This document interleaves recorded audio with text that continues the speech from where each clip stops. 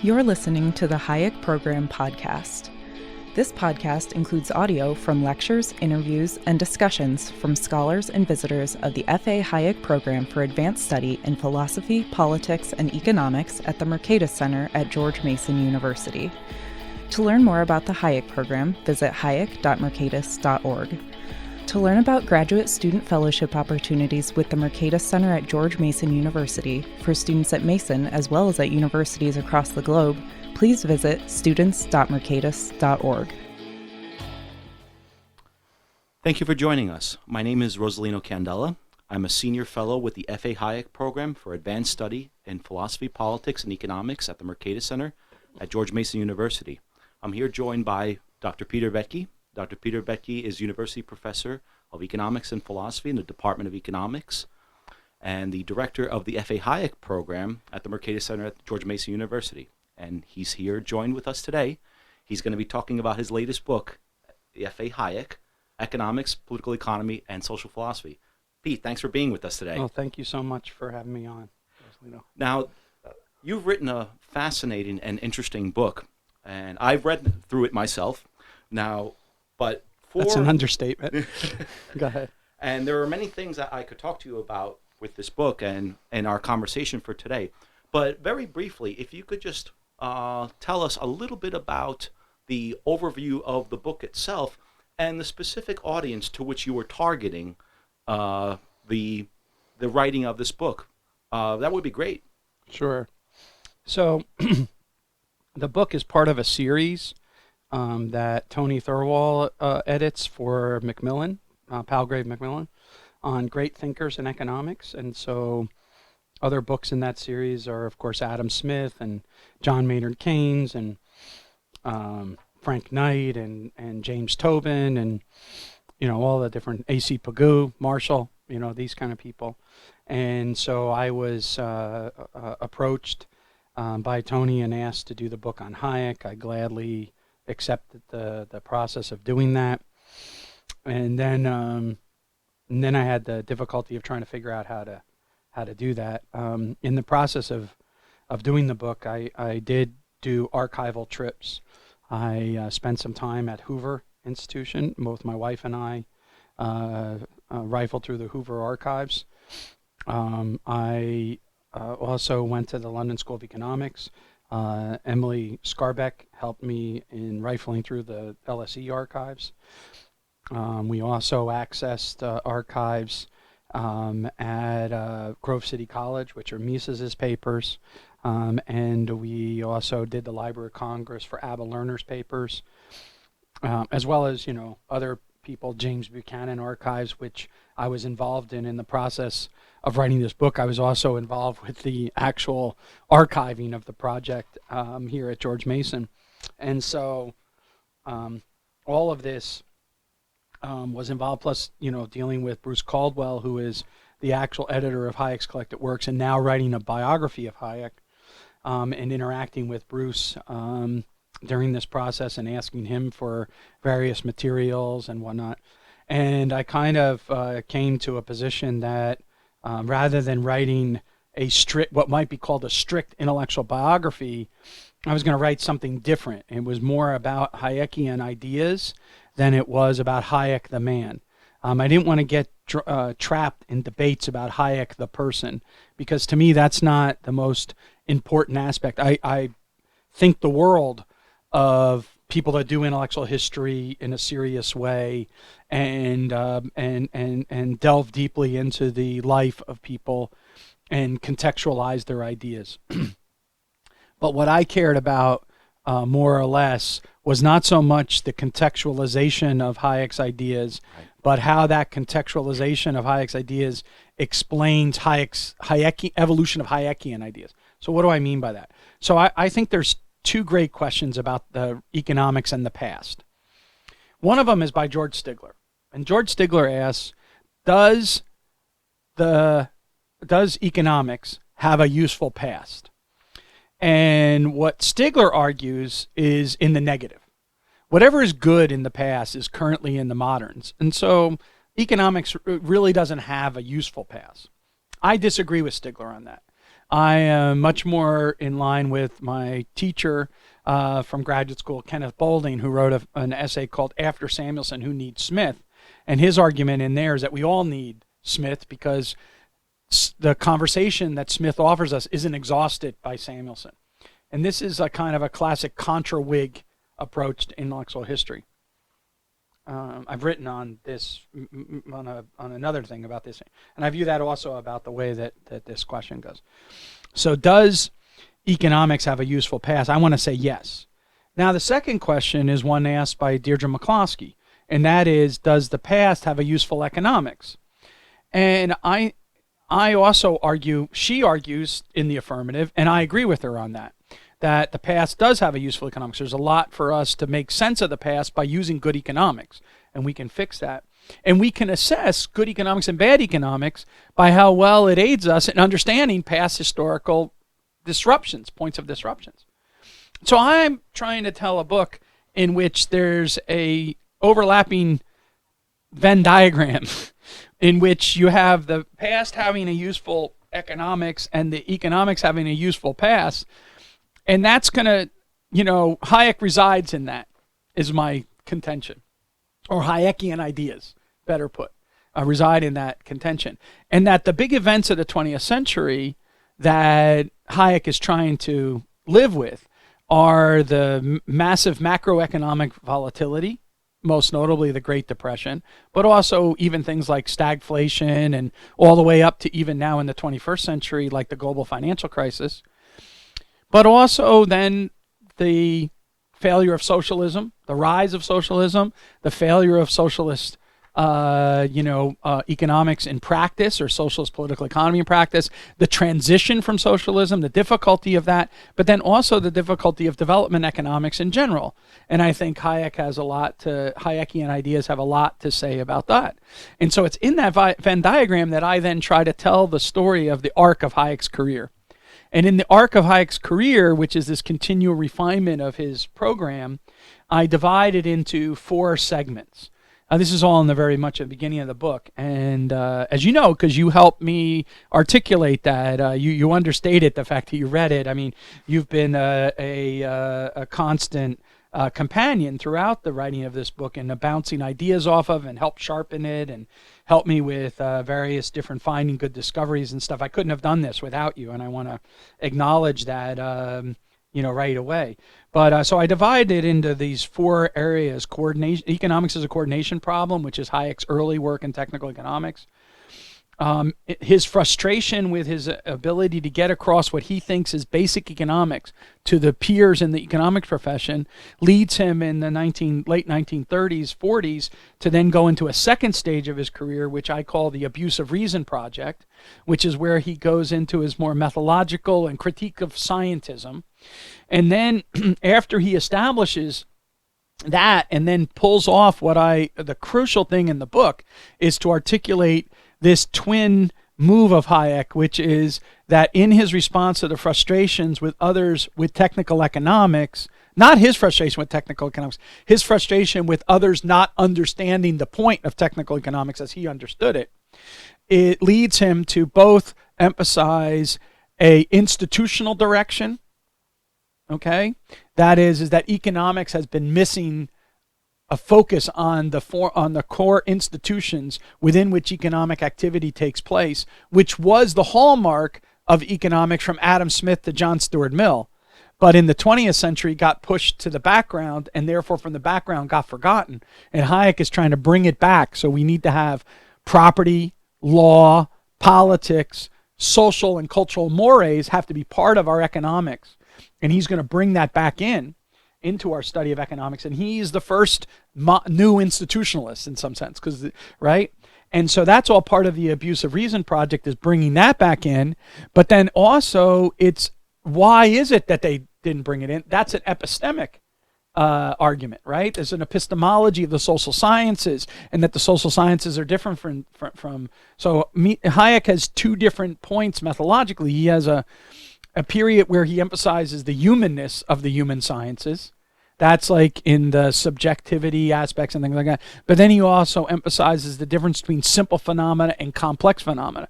So the human sciences are both human and complex, and that means that we have to approach them differently.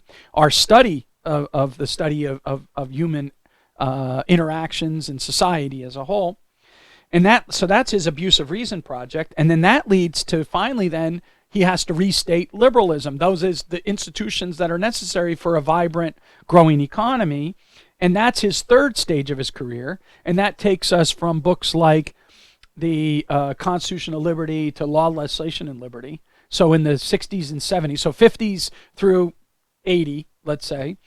And then in the 1970s, he starts to then wonder, why is it that liberal institutions aren't adopted? So similar to the technical economics. And that leads us to a fourth stage in his career, which I don't really develop a lot in the book, which is the philosophical anthropology of man, which is about what our hardwired, what we have has been hardwired in us from our evolutionary past. And just, so I hope that a lot of people do research on this in the future.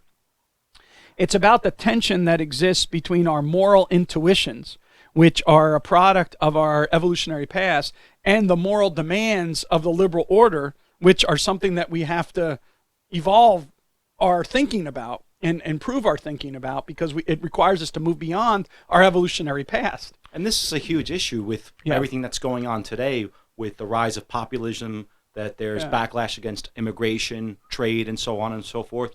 But before we continue that, there was something I wanted to go back to, which is you mentioned something very important about Hayek and in the structure of your book.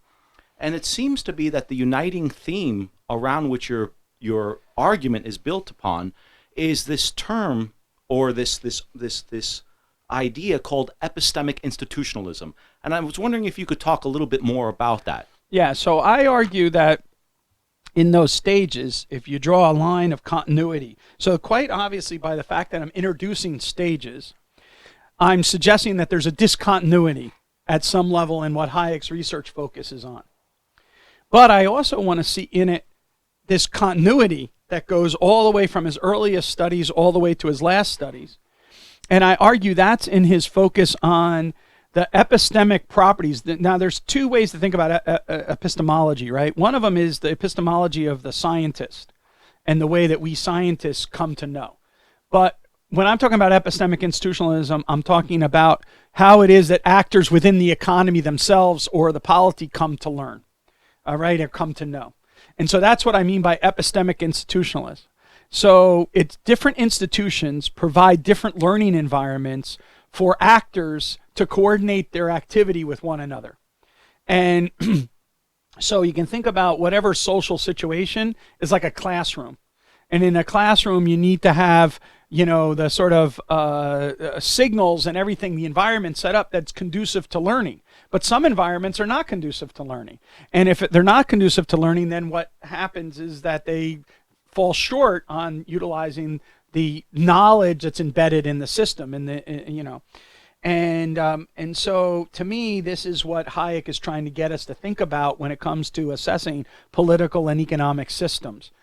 Why that's important is because Hayek is not denying what I'll call and contrast in the book with incentive institutionalism. He does recognize that alternative institutional environments structure incentives differently. 100% important point to make. But in the debates that Hayek was involved in, you have to remember is that the socialists, as well as the Keynesians, okay, what they argued was that the individual person was either going to be transformed, okay, into something different than what they currently were, or they were incapable of rationally responding to the incentives that they face. That's the reason why you get either they are going to be a different person, or they're incapable of their current person of rationally responding. So in the argumentative context of the time, it's just not a very powerful argument for Hayek to respond back and say, hey, pay attention to the incentives, because people are saying that the incentives either are off the table or you can't know, the people don't know how to do it. So what Hayek stresses is, okay, let's assume that people have the right incentives. But even if they have the right incentives, how do they know what the right thing to do is, given those incentives that they face? And that's where he gets his linchpin argument about what we call the knowledge problem. And when we have absence of knowledge, because we're not learning based on the economic knowledge that's there, we're going to substitute in for that other forms of knowledge, which is more readily available. And so part of that is that in political decision making, we have knowledge about politics because we know that if we concentrate benefits and disperse costs, we're going to end up by being more politically viable in our project. And so that wins out over choosing the economic conditions. And so this is why you get these unintended, undesirable consequences from the various different interventions, large and small. And so Hayek has a knowledge problem that feeds also into a power problem.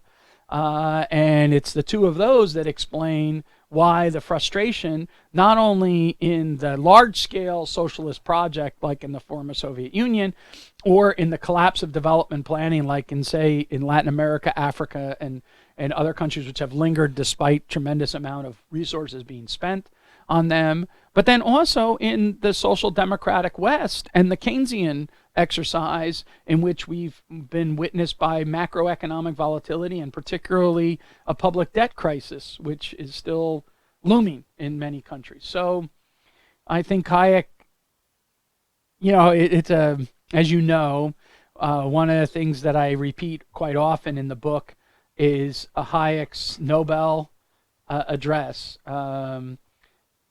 So Hayek's Nobel address is called The Pretense of Knowledge. And what he argues in The Pretense of Knowledge is that he begins by saying that we economists must recognize we made a mess of things. So that's the first thing he says. And then the second thing he says is that the reason why we made a mess of things is because we succumbed to scientism. So he gives a culprit. We made a mess of things. We followed the wrong scientific methodology. That scientific methodology led us into the morass that we're in, public policy-wise. And his argument is that unless we fix scientism, we are going to threaten the intellectual viability of our discipline. Okay, that's one. But two, if we keep pursuing this wrong approach, we threaten to be tyrants over our fellow citizens and destroyer of the very civilization by which we have been able to flourish. And so, remember the great fact, right? That's the civilization that gives us the great fact, the increase in real income. Right. And so that's a very strong challenge to his colleagues.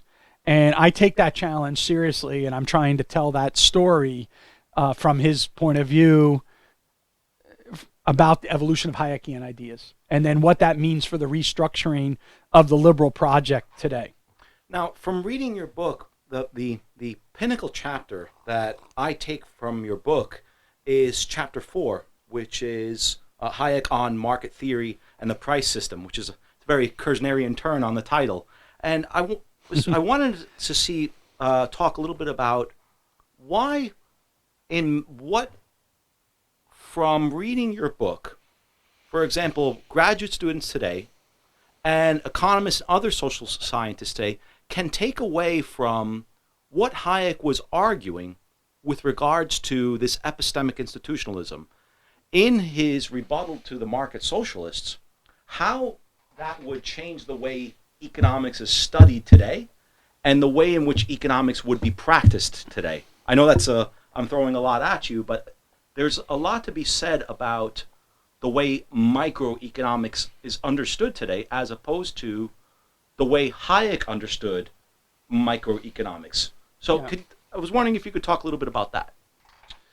So I think one of the crucial aspects of that chapter is first to recognize, as Jim Buchanan also pointed out in his presidential address to the Southern Economic Association on what should economists do, is that rather than studying optimization behavior in equilibrium outcomes, what economists should be studying is the exchange relations and the institutions within which exchange takes place, and the processes of adaptation and adjustment that are required now in order for those exchange relations to be ongoing. Now, I think that once you make that move, you then see that the crucial institutions of the market turn from, at the foundation, private property rights. And so therefore we have to study the economics of property. This goes all the way back to David Hume, in which he argued that the foundations of civil societies, in this sense of society is what he means there, is the foundation of that is to be found in property, contract, and consent. Or the way he puts it, the stability of possession, the transference by consent, and the keeping of promises. Okay? So we have property, contract, and consent. That's the foundation idea. Now, what that gives rise to in the consistent and persistent application of that framework to the study of exchange relations and the institutions, that institution within which exchange takes place, is you end up by getting ownership, pattern of ownership, relative prices, the terms of exchange, and profit and loss. And it's because we have property prices and profit and loss that we're able to engage in economic calculation. Without economic calculation, we couldn't sort out between the array of technologically feasible projects those which are economically viable.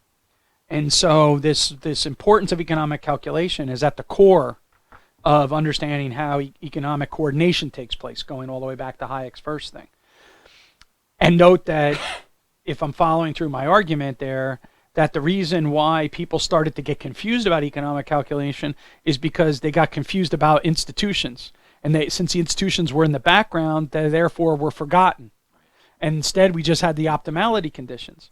But in the Austrian rendering of the market process, the optimality conditions are the byproduct of the exchange process and production process, not prior to it. You don't have the marginal optimalities prior and then you just fulfill those plans. Those things come out of a selecting out of the weeding, right? And so this is where the Austrians are coming from in that. So that leads to the idea that what we must have in our microeconomics is relative price economics, and that the focus of the unit, of course, is the individual, but not necessarily the optimizing behavior of the individual, but the exchange opportunities that the individual sees, and therefore the recognition of those exchange opportunities, which means entrepreneurship. So we have to have entrepreneurship at the core of our economics, and prices, property prices and profit and loss kick in. And so what I argue in there, again, is that the market process view is one that views the market as continually agitating, right? And so it's constantly in ceaseless flux. And what guides us through this ceaseless flux is the institutions of prices and profit and loss.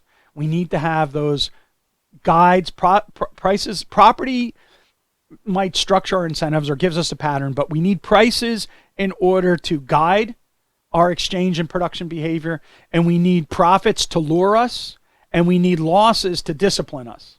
So one of my great lines from Buchanan's What Should Economists Do Again is where he talks about the market as becoming rather than the market is already there. And so I also like the fact that Allerman Alchin's book is titled not As Collected Works and not the Universal Economics or University Economics, but another collection of his essays was titled Economic Forces at Work, not economic forces after they worked. Alchin's not trying to tell us what the optimality conditions would be if all the economic exchange behavior took place and all the least cost technologies were employed. Boom, we'd be at the equilibrium point. I'm not denying, by the way, that if change cease and all the information is taken into account, we would get to these optimality conditions. It's very important to understand that. But what you're doing is flipping that to be in the background, and then the foreground is the exchange relations and what Adam Smith called the higgling and bargaining of the market. That's going to be in the foreground. In the background is if all the gains from trade were exhausted and all the gains from innovation were exhausted, you would have the marginal conditions met and least cost technologies would be employed. Another way to think about this is, as Israel Kirzner has done, and I try, you mentioned the Kirznerian reading of that title. Remember, I'm talking about Hayekian ideas. So I don't limit that chapter or any of the chapters to what Hayek wrote himself. That is the vast majority of the textual work that I deal with. But I also use a lot of the secondary literature, which is employing Hayek's ideas to make further sense out of where Hayekian ideas are going. And so I always really like this paper by Kirzner called The Meaning of Market Process, in which he makes a distinction between the underlying variables of the market and the induced variables of the market. So the underlying variables are taste, technology, and resource availability.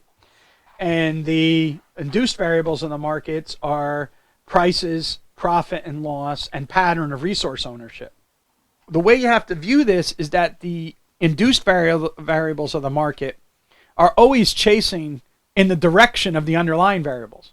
Because any time that the induced are not lined up perfectly with the underlying, there's profit opportunities, right? And so individuals will be alert to that which is in their interest to be alert to, and so they'll try to act on that. There's gains from trade and gains from innovation that haven't yet been pursued, and so they're constantly doing that. If they dovetail perfectly, then what you are is in equilibrium, right? And it'd be perfectly reflected it's in equilibrium. So the reason why they think about a dog chasing a rabbit, if the rabbit is the underlying variables and the dog is the direction that the dog's going to go is the induced variables, what's going to go on is the equilibrium for the dog will be when he catches the rabbit. But as he gets near the rabbit changes. All we can tell you is that the direction of which the dog runs is going to change. And that's the ongoing market process. And that's what I tried to explain in that chapter. And I do agree with you that it reads, if you read it, it reads backwards into the macroeconomic debates. That's what prices and production is all about. And it reads forward into the socialist calculation debates, because that's what's missing in the socialist account. And so both the macro debate, which clouded the understanding of the market process, and the socialist debate, which ended up by misunderstanding the importance of the underlying institutions for the process to take place, miss the very reason why. So that core chapter is, as you pointed out, identifies the key thing. Now, from what you're talking about, Hayek seemed to provide a very robust account of the market. There are these imperfections, right? Individuals are fallible, but they're capable individuals, right? But so long as the institutional conditions are in place, there will be this tendency towards equilibrium or coordination, as Hayek would say.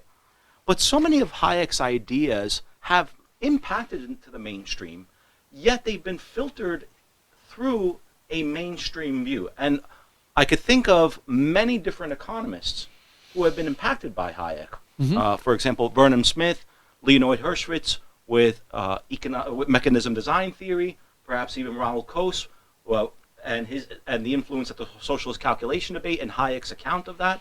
But specifically, right, we could think about two particular giants in economics in the fields of information economics. For example, George Stigler and Joseph Stiglitz. What do they pick up from Hayek, but what is lost in translation? So it's a great question. Let me come back to Vernon Smith and Ronald Coase after I have 2 minutes on Stigler and Stiglitz. So ironically, because Stigler and Stiglitz are about as diametrically opposed as you could imagine in their outcomes, they actually share a similar kind of analysis. What they do is they treat information as bits, little bits of a commodity that you can purchase. And what Stigler argues is that we buy the equilibrium amount of information. So it's not like we buy all the information. We buy the information until the marginal cost exactly equals the marginal benefit of the next additional piece of information we're going to buy. What Stiglitz does is picking up on that reading of Hayek via Stigler, basically. He then tries to show that we're going to systematically fall short of getting to where the marginal benefits and the marginal cost because of imperfections in our knowledge or paradoxes. So, one of his big things with Sandy Grossman is the paradox of perfect knowledge. That is that if I reveal all of the information. Once I reveal it, it's now publicly available. I don't reap all the rewards for it. Therefore, I'll underinvest in doing this. Stigler sees us as optimally investing in the information. Stiglitz sees us as underinvesting in the amount of information, therefore getting market imperfections, whereas Stigler sees us as getting market perfection. The problem is both of these guys miss what Hayek was trying to argue. What Hayek is trying to argue is not so much about the bits of information, but the knowledge that's being tapped into that resides in the man on the spot that's in the system. So it's not that the analyst ends up by being able to assess the information and get to the optimal amount of information production and distribution. It's that the agents in the economy have access to information or knowledge that in fact no theorist could ever know. And so the one way to think about this is that if I go to the library and I'm trying to write an economics paper, and I go to the library and I look through the journals, and when I'm looking through the journals, I'm doing an optimal search. I have an idea here. I got marginal benefit, marginal cost calculation going on in my head. But what happens if all of a sudden, while I'm looking up the latest paper by Rosolino Candela, I end up by finding another paper by not Rosolino Candela, but some other young hotshot, Ennio Piano or whatever, and then I see that article, and through pure serendipity, that article allows me to now do something that I couldn't have done before. That context gave me rise to a new synthesis, which if I never had done that search, I never would have had that synthesis.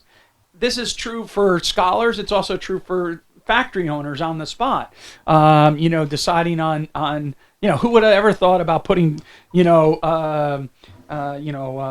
buffalo chicken on a pizza? That's not supposed to be on the pizza. But people did it. Someone came up with at one time a Hawaiian pizza.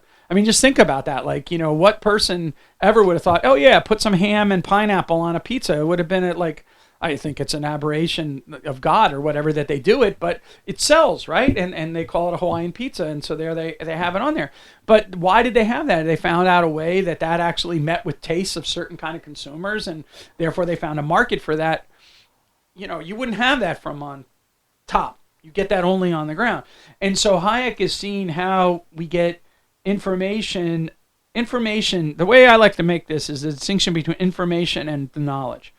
And so information is the existing stock, all right, of knowledge, whereas knowledge is the new flow of stuff coming into that to make that. So the more we know, the more we know we don't know, right? And so it's this constant growing out of the outer frontier of our knowledge that Hayek is trying to tap into, that individuals within the economy have that theorists don't have.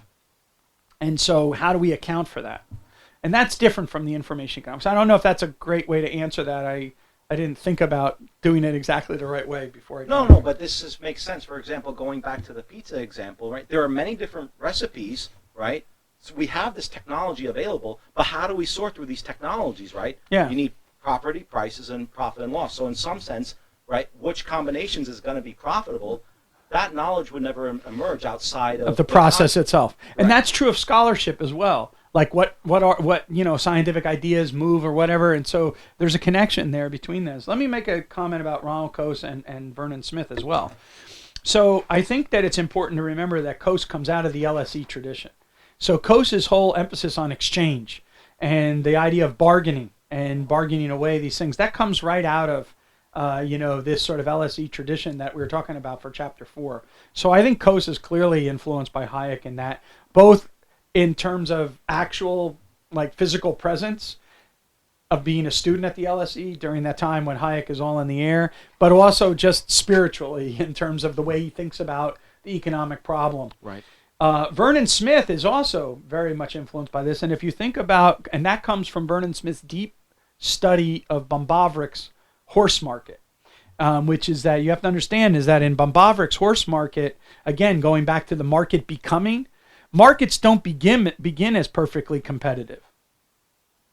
All right? They don't begin as perfectly competitive. They begin as monopolistic, and then through the process of competitive entry and development, they become more and more what we call like competitive markets. And he studies this, and he studies the excess demand problem, and then he gets involved in experimental economics. He's doing a simple trading game. And if you think about what he does in that simple trading game, these auctions that he does, is he has your small numbers, and that's people that are into understand perfect competition will understand what I'm setting up here. He goes, small numbers, okay? Price is not a parameter. Price is a variable that the participants, emerge, and they're not given full and complete information. They don't have everyone's, value scale or cost function. Those are just out there. Those are the theorist has them, but the participants don't in the experiment. So prices aren't sufficient statistics. No, right? They're not parameters in his model. And what he shows is a groping market. So what Smith demonstrates in his experiments is that you get this groping market where you get market clearing in 3 rounds or whatever. So again, thinking about your question about imperfect markets and perfect markets, note that the process hasn't stopped yet. And that's why it's the imperfect round 1 becomes less imperfect, if we can use that language, in round 2, and then it disappears by round 3. And so what we have in Vernon Smith is an actual demonstration of Hayek's, argument here about that the price system can coordinate economic activity, the relative prices in the economy, without us having full and complete information, without us having infinite numbers of buyers and sellers, and without us treating price as all actors as price takers. Instead, we have a price maker model, and we have small numbers, and they don't have full and complete information. But nevertheless, the price system coordinates that. It allows the system to have an intelligence, what Smith later on calls ecological rationality. Right. Yeah. So switching gears now, we've talked a lot about economic theory, specifically price theory, and the way in which Hayek understood price theory. But this has massive implications for not only about how economics is understood today, right, by scholars or even graduate students who are learning economics today, but also with regards to its application to public policy, how economists and economic and policymakers understand, right, what are the correct fixes, you might say, that might be needed in the marketplace, right? And I could think of just several different arenas of policy: antitrust, or, for example, the application nowadays of big data, right? Randomized control trials and development economics, the way we calculate GDP in macroeconomics, or even a field like behavioral law and economics. In what way, if Hayek was correctly understood, right, or understood the way that you are talking about in this book, what implications would it have for each of these subfields? So the bigger question is, so it's a wonderful book written by one of our former postdocs here with Cambridge University Press, called a gentleman named Erwin Decker. Teaches at Erasmus University in Rotterdam. And his book is about the Austrian economists in the interwar years, so founding of the school through the interwar years in Vienna. And it's called The Viennese Students of Civilization. And his argument is clear that the way the Austrians conceived of their project, that they were students of civilization, not would-be saviors of civilization. So economics is a tool of social understanding, not a tool of social control. The 20th century was about the victory of the social control approach over the social understanding approach.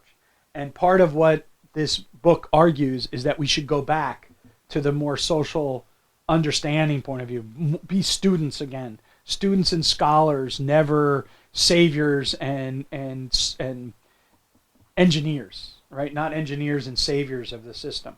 And so as a result, some of these policies were built on the idea that it was about social control.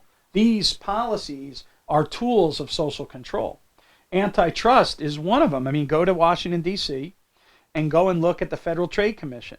Outside the Federal Trade Commission is a giant picture of a beast and a man harnessing the beast and fighting it back. And it says man controlling commerce, right? And that was the belief, the progressive era belief, is that we no longer lived in the world that allowed us to allow the market to correct itself and everything. The externalities, to use modern language, are too big. And so therefore what we need to do is we need to control it. But the problem, of course, is what if the very effort to control private market externalities creates the very possibility of public externalities, which are even more huge. So let me tell you a little story that might make sense. It relates to regulation, and it might make me look bad in it, but that's okay. So at the London School of Economics many years ago, Pete Leeson and I were part of a conference, and Ann Kruger was part of this conference. A lot of very well-known economists, much better well-known than myself, were there, and it was a great opportunity. Tim Besley put together the conversation, and we were part of it. And Pete and I wrote a paper, and that paper became Two-Tiered Entrepreneurship later on.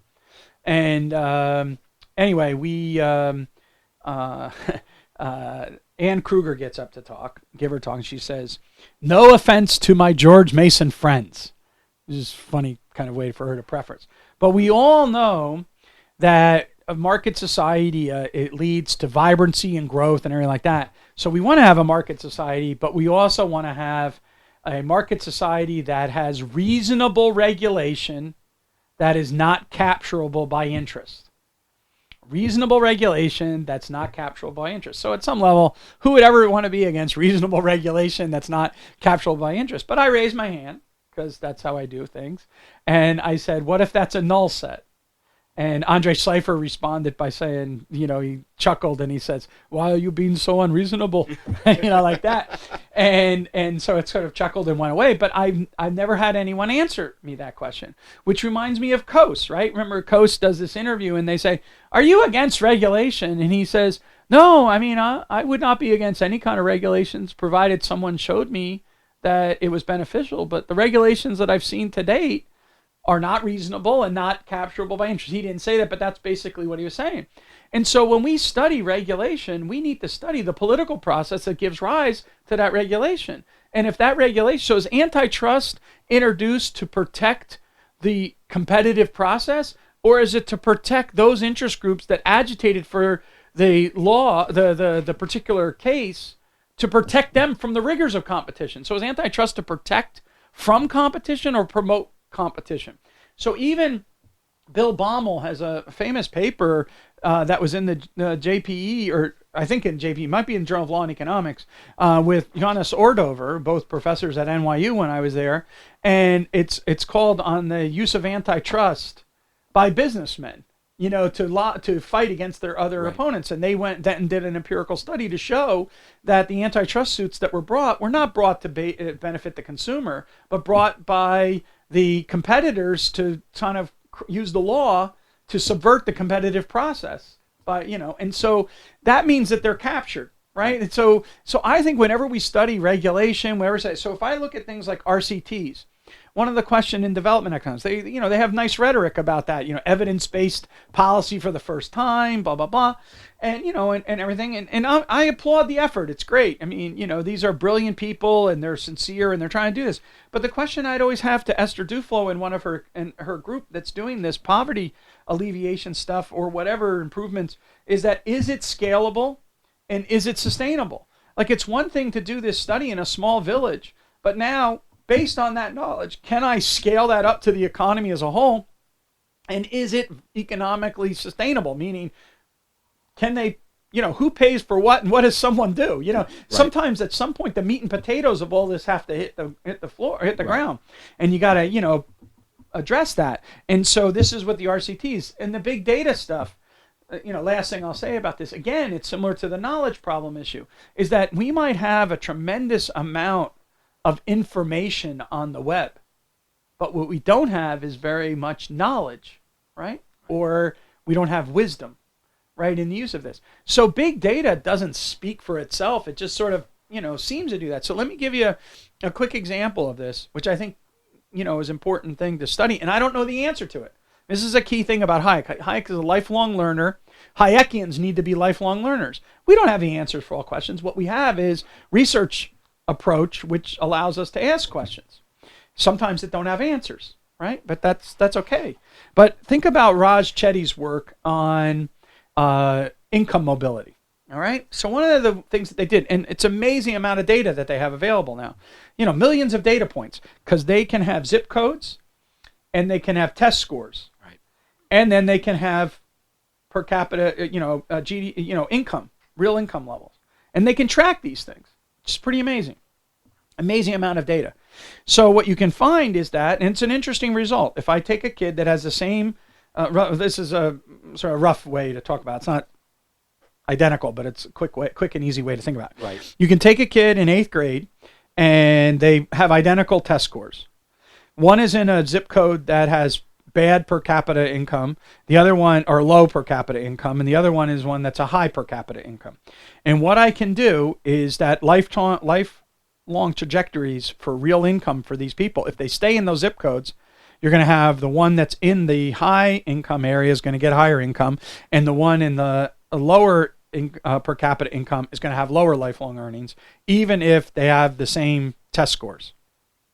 But if I took that person that had that test score and moved them into the high income zip code, they'll have higher lifetime earnings.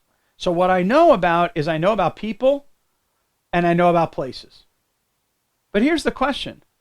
What are the practices that make for a high income, high per capita income zip code? There's nothing about a zip code that makes it high income. In fact, one of the great things to watch in the United States is the shifting of the per capita incomes over time in the different zip code areas. I grew up in New Jersey. At one time, West Orange was a extremely high income area, right? And then it didn't. It migrated, they changed. People move out and they do other things. And so we see this all the time, this shifting. And so the question that we have to ask is, what are the practices that give rise to higher real incomes? So if you follow the basic economics of this, the only way to increase real incomes is to increase real productivity. The only way to increase real productivity is by improvements in physical capital, human capital, and the rules under which human capital and physical capital interact. So we have to talk about these rules level of analysis. That means that's part of the practices. And how do I get access to that even though I'm using big data? The question still remains unanswered. I got all this big data, but the why question. So what big data helps me do is answer what questions, what is happening, and when it's happening. What it can help us do is answer why questions. Why is what's happening happening? And that's the key question for the theoretical social sciences. That's why we have to actually pursue those kind of questions, because we're in the why nexus, not in the what nexus. We're not we're trying to get understanding, not descriptions, right? And that's the key thing. We want to get understanding.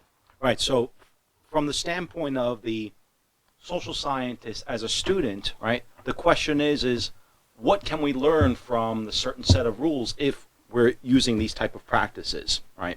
Yeah. Or why do those practices induce that kind of behavior? And why do other practices induce other behavior? And see, that's why I think it's vitally important to have both institutional, incentive institutionalism and epistemic institutionalism. Right. I don't want to say that one is better than the other. I think both are needed to do there, but I think that Hayek's unique contribution, or Hayekian's, is the epistemic institutionalism. But both forms of, and that's why I have the chapter in the book called A Genuine Institutional Economics. Right. Yeah. Now, we've talked a lot about F.A. Hayek and his economics and its economic implications, but let's shift gears and talk a little bit about political economy and social philosophy, since it's part of the subtitle of your book. Yeah. So we've talked a lot about the market society and the institutional underpinnings, but what is the moral and political upshot, or the political and moral implications of Hayek's framework, and what is its relevance? I mean, Hayek died in 1992. As you mentioned, he lived through the Great Depression, He was an artillery officer in World War I. He lived through World War II, the Cold War. But now we're in a new set of circumstances with the rise of nationalism, with the rise of populism, with anti rhetoric that's anti-commerce, that's against free trade. Are these issues relevant to what Hayek was talking about in his time? And what is the role of epistemic institutionalism and these institutions for liberalism as a whole? And another way of thinking about the question I'm saying is, what's the relationship between markets and market processes as Hayek understood them and liberalism, and how it is properly understood? I spend a lot of time in the book, at the very end of the book, talking about the liberal project. So if you remember my dividing up of Hayek's career, Right. You have economics as a coordination problem, which is technical economics, prices as guides to production, okay? And then you have the abuse of reason project, which is about the methodological confusions that led to people to not understand the economics as a coordination problem.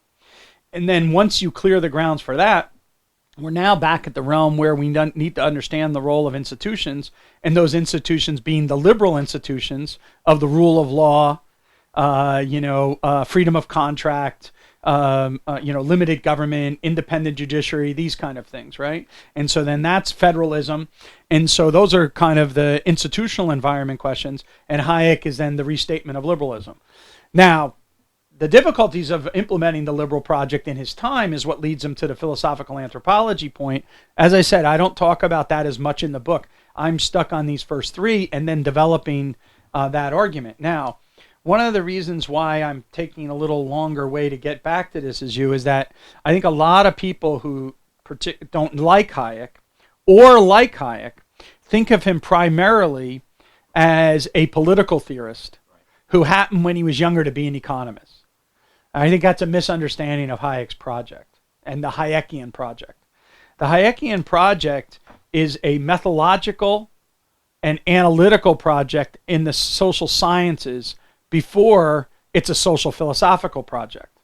So the social philosophical aspect builds on the earlier economics and political economy. And Hayek has two ways in which he argues for his methodology. The one is that the sciences of humans is different from the sciences of physical objects. And this is where subjectivism and aspects come in. And so therefore you have methodological dualism. Science of physical science of physical objects, science of human objects. That means that we are what we study, and that changes a lot. Later in his career, he emphasizes more the sciences of simplicity and the sciences of complexity. And it turns out, in that equation, that a lot of the difficulties of the sciences of man, of the human sciences, show up as sciences of complex phenomena. So there's an overlap between those, but his point of emphasis is different. And that leads to a different way in which we frame these kind of questions when we want to study exchange and the institutions within which exchange takes place. So what I would argue is that Hayek's lessons about how the institutional environment affects our learning in politics, in society, in markets is universal, but the manifestations of it are going to be in the institutional details. How it is that we learn depends on different environments. The state of technology, the state of human, right? What institutions can actually we work with is a function of the state of technology and the state of human capital at any given time. So as Pete Leeson likes to say, the rules tell us what's permissible, the constraints tell us what's feasible. And so we have to always recognize this aspect when we're studying things. So what about liberalism and what about the liberal project today? So a large part of what I try to show in the book is that Hayek saw the liberal project not as a fixed and wooden doctrine, but one that was capable of constant evolution and adaptation given the different shifts of the time. So right now we are confronted with a lot of things that look similar to some of the debates that took place in the early part of the 20th century. There's a sort of nationalism, odious, racial doctrines on the table, a kind of irrationalism. What I use a book by a mathematician in here to frame the discussion, talking about the early 20th century in Vienna. He calls it exact thinking in demented times. Carl Sigmund is his name. It's a great book, and he is using it to talk about the Vienna Circle. I use it to talk about Hayek. I argue, look, exact thinking in demented times, well, one answer was the Vienna Circle. The other answer was Hayek's. Well, at the end of the book, I want to say, look, we're living through our own version of demented times. And we have to come up with answers to these demented times. And so, what in the Hayekian message can still speak to us today about the way that we frame our interactions with each other so that we can realize a humane society. And the way I like to think about this is that in my discussions is that it's a mistake for theorists to believe that we could live in a world which eliminates all the rough edges. Right. We live in a world of sharp objects. We bump into each other. We disagree. We have all this. But the goal is to find rules that allow us to live better together. We can't assume a singular, stable social welfare function that society chooses. We live in a pluralistic society. We have all these, different values and stuff, and we have no single scale. Once we have no single scale, that means that we have to organize our political structures differently. So for Hayek, liberalism was a cosmopolitan project, it sounds like. I mean, that's my argument. Yeah. But the issue is that we have these institutions of contestation built in. This is why you have federalism or polycentric orders, why it is that you might see in the future an idea of overlapping competing jurisdictions as opposed to some kind of unified government. Because what we want to do is we want to take those sharp edges, not erase them, but instead dull them so that in our social interactions where it's coarse, we might get bruised and cut, but never deeply wounded. And because we can't assume everyone's going to get along harmonious, we're all going to have unicorns and, rainbows or whatever. That's not the world we live in. We live in a world, as you put it earlier, of fallible but capable human beings who live in a very imperfect world. And the question is, and my argument here is that the liberal institutions of cosmopolitan order actually are the institutions that allow us to have the closest thing to simultaneously have a humane society and experience the great value of the continuing great fact of the non-scalar growth that's associated with human progress. Right. So in Hayek's framework, the institutions, property, prices, and profit and loss not only made economic coordination possible, but in some sense made human cooperation on the division of labor and human flourishing possible as well.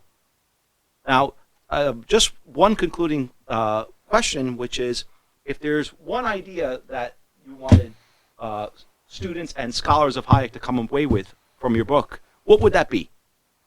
Well, the simple one is read Hayek and make him live for you today, and I think that what my hope is that young students of economics, so not undergraduate students that are just getting introduced to economics, but also not 35-year-old professors of economics, because they got their own thing going on. They got but what this is written for is basically the 20-year-old to 25-year-old serious student of economics who has decided by the time they're 20 that they're going to go get a doctorate and become a professional economist. I want them to think, what kind of economist am I going to be? And get inspired to go be that professional economist. And then when they're in graduate school and facing up to the incentives that the economics profession has, for them to believe that there is value in pursuing the Hayekian research program in their own research, rather than something that they might read for wisdom or whatever. So I want to inspire both them studying deeper economics, but also inspire them to commit their career to pursuing this set of methodological, analytical, and social philosophical ideals. And let me just say that, part of the thing that I did in the book, which was to provide in the appendixes, I have a citation study that goes through Hayek and shows how Hayek actually has had an impact in the economics profession, especially among elite economists. He can affect the DNA of economics. Let me come back to that before we conclude. But he can affect the DNA of economics. He's not just another economist. He's one of the special ones. And I try to provide documentary evidence of that. By the way, that's contra the claim that's made in Avner Offer's book, The Nobel Factor, and also contra to something Paul Krugman once said. And I try to show, that's just not right what their argument is. Maybe we can dispute that some other time, but that's, the second thing that I do is I show that the use of knowledge in society, I just provide the documentary evidence. It was selected as one of the top 20 articles written in the first 100 years of the American Economic Review. That's not, people don't get that award for candy. Like, they don't give that out, right? It's again, he affects the DNA of the way we do economics. A third thing that we did was we provided a family tree of Hayek's ideas, both his debate interlocutors, but then also those who were his friends, his teachers, as well as his students. I should point out, because I just got back from Freiburg, there's a big missing part in the book, which is his Freiburg students. But that leads me to the next thing that we have, which is we have a part of the project of the book was a living bibliography. So when we finished the book, we originally had a bibliography of all the dissertations, articles, whatnot that were written on Hayek, over the last, since he won the Nobel Prize, basically. And it grew so big, again, showing the great breadth of Hayek's influence, that the publisher didn't want to include it in the book because it would have made the book like twice the size that it currently is. So what we did was we put it online, and there's a link to it off my webpage, and that you can continually add to it yourself. So because that's the whole point of it being a living bibliography. And we will have the information about Hayek's students from Freiburg up on that list, so you can see that as well.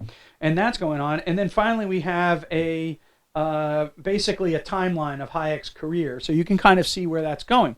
But again, this is all really focused on Hayek, and the point of the book is where Hayekian ideas are going. And so that's a big part of pushing for this, where does the Hayekian ideas go? Where are the tensions? Where are the anomalies? How do we address those to today? And I think that's the kind of key component. So if there is an idea that's in the book, it is two. One of them is this epistemic institutionalism book idea, and what all that entails in terms of dealing with prices, property, profit and loss, the role that different institutions in politics, law, society interact. But the final thing, I think, is humility. That is that what economics gives us, to a large extent, is negative knowledge, not positive knowledge. And we should be much more humble in our tasks. We should embrace our ideas, lowly philosophers, and not ever try to be the high priest of society. And Hayek gave us ample warning to do that. And I think that if we did that and we understood the limits of economics and understood that the economic scientist is primarily a teacher and a student and not ever an engineer and a savior, then economics would be much improved, and the world would not have the kind of troublesome mess that Hayek identified in his Nobel Prize address. And so I hope that we can communicate that idea to people, that economists are citizens, and that what we try to have is the institutions that allow for a humane, self-governing, and democratic society, and that is the true future of liberalism. Pete, I just want to end by congratulating you for writing, if I may say, an important and extremely thought-provoking book. And I thank you for being with us today. Thanks so much. And thank you. And I want to, again, publicly acknowledge you for the great work that you did with me on helping me write this book. And I can't thank you enough for everything. I appreciate that.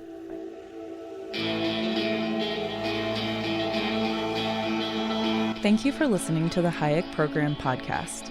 To learn more about the research, scholars, and work of the Hayek Program, visit hayek.mercatus.org.